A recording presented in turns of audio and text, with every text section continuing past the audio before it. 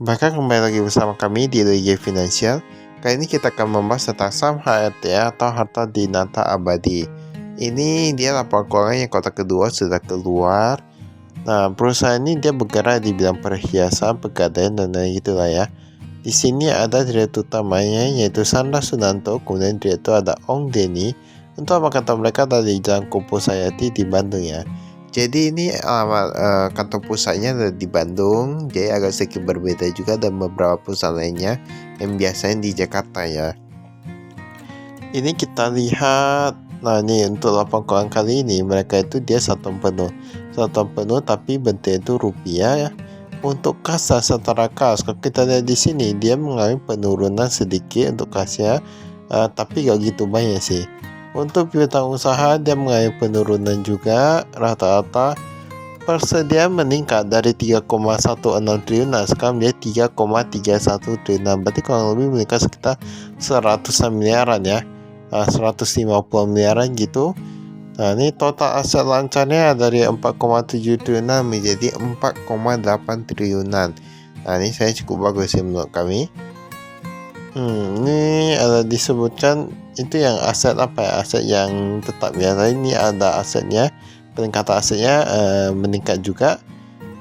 Kita lihat yang hutangnya, ini hutangnya, ini utang bank jangka pendek. Nah ini dia sedikit meningkat. Kemudian untuk yang total hutang jangka pendeknya dari 2,1 triliunan menjadi 2,2 triliunan. Nah ini agak meningkat sedikit ya, tapi nanti kita lihat gimana dengan total hutangnya. Total hutangnya dari 3 triliunan menjadi 3,1 triliunan, berarti ini kurang lebih meningkat sekitar 60-an miliaran ya. Lalu meningkat sekitar 60 miliaran. Kita lihat apakah peningkatan ekuitasnya juga seperti itu, 60 miliaran. Oh ternyata peningkatan ekuitasnya itu malahan lebih banyak lagi. Nah ini lebih banyak lagi, ini menandakan ini berarti cukup bagus ya, karena ekuitasnya itu dia meningkat lebih banyak daripada liabilitasnya. Selama ekuitas meningkat lebih banyak itu masih cukup bagus ya untuk perusahaan seperti ini. Penjualannya dari 6,1 triliunan menjadi 8,2 triliunan.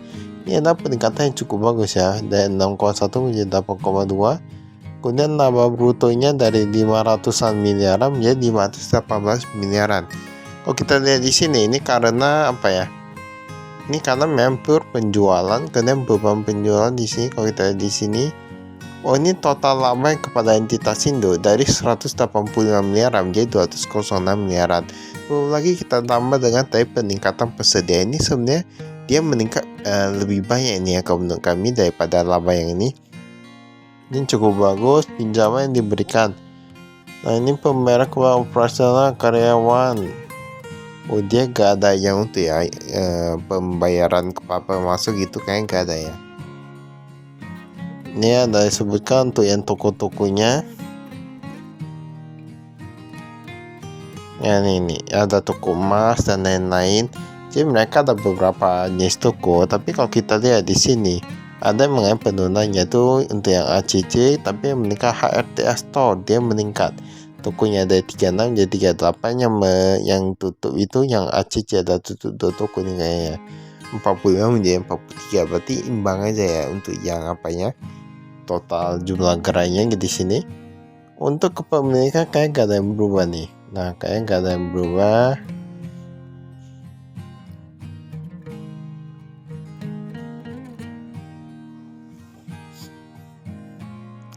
Tapi untuk perhiasan ini bukannya gak bisa buka banyak ya, itu tergantung juga dengan kota besar di Indonesia dan untuk mall-mall yang ada di Indonesia juga. Jadi gak bisa sembarang apa. Kas dan setara kas kalau kita di sini dari 10 miliaran jadi 12 miliaran. Oke lah, ini yang dikasih tangan meningkat karena memang untuk yang pembelian seperti ini, yang toko-toko untuk barang agak cukup elit seperti ini ya kan memang butuh kas banyak ya, apalagi yang pegadaian ya. Nah ini kita lihat di sini untuk yang di bank dia menurun sedikit dari 292 miliaran menjadi 286 miliaran, tapi jumlahnya masih oke lah ya. Nah, dia menurun itu paling sedikit aja, ini pun gak gitu pengaruh sebenarnya. Kita lihat yang piutang usaha pun menurun. Nah ini menurun semua rata-rata menurun sih, yang di Jawa Barat, yang di luar Jawa Barat. Nah, ibaratnya yang di kantong pusat saya, yang di luar kantong pusat ya, kalau kita di sini. Ini untuk cash flow-nya oke-oke aja lah ya, bahkan dia berkurang lebih dari 3 bulan. Tapi menurut kami ini namanya apa ya, pegadaian ya. Dia kan ada usaha pegadaian juga, jadi masih oke-oke aja sih dan pitong saya, kecuali kalau tadi industrinya itu bergerak di bidang lain. Jadi kita perlu lihat juga untuk yang bidang industrinya juga. Ini ada pinjaman yang diberikan. Nah, ini merupakan akun pinjaman, satu pinjaman diberikan kepada nasabah terkait usaha gadainya. Nah, ini ada usaha gadainya. Ini bisa dari sini. Ini seluruh pinjaman, periode pinjaman berkisar 120 hari. Nah, kurang lebih 4 bulan. Jadi misalnya kalau ada orang yang mau cari pegadaian, bisa juga cari di yang HRT ini ya, Harta Dinata Abadi ini, ataupun cari toko emas, bisa juga cari di sini. Persediaan.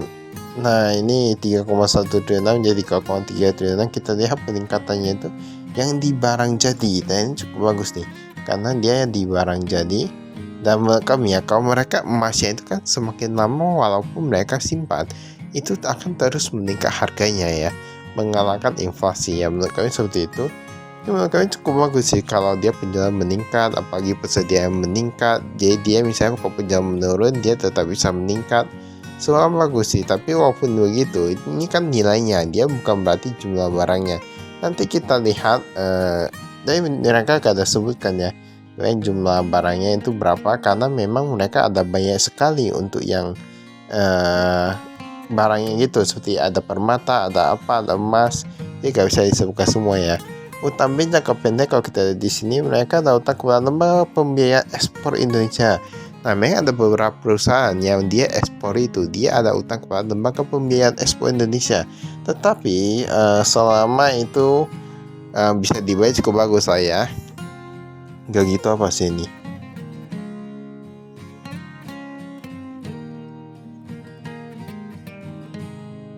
Ini kita lihat, ini pajak kita skip ya.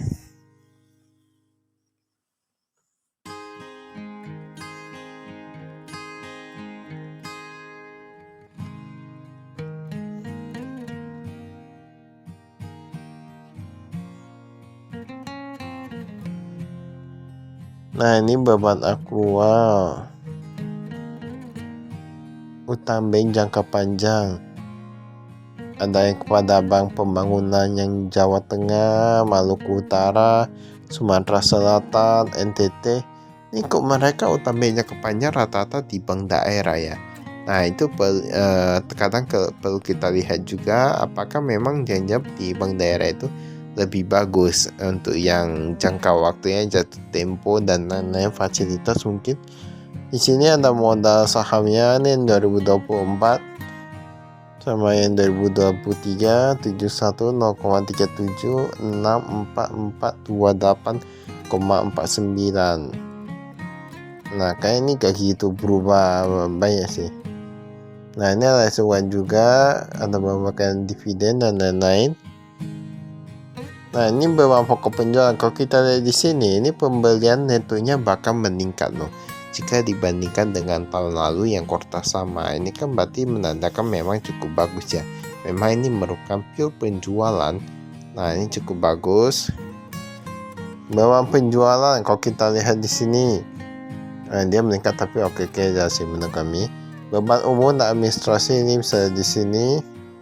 Perjalanan dinas berkurang, kebutuhan kantor dia berkurang, gaji dan upah yang meningkat, jasa manajemen berkurang. Memang kayak gitu lebih bagus ya. Kantor pun memang dia kalau meningkat pun gak gitu perlu banyak, tapi yang penting itu gajinya itu meningkat. Nah, selain itu mereka juga perlu melihat hal penting lainnya ya. Tenaga ahli menurun, iuran nasional ini menurun ya. Keamanan meningkat. Memang kalau untuk keamanan dan kebersihan untuk yang bergerak di bidang ini harus meningkat ya, apalagi yang di pegadaian dan di toko emas perhiasan gitu. Ini cukup bagus. Beban keuangan, bunga pinjaman dan pendapatan lain ada sesi kurs lagi. Wah, kemarin minus banyak, untung saja sekarang minus sedikit. Lain-lain bersih.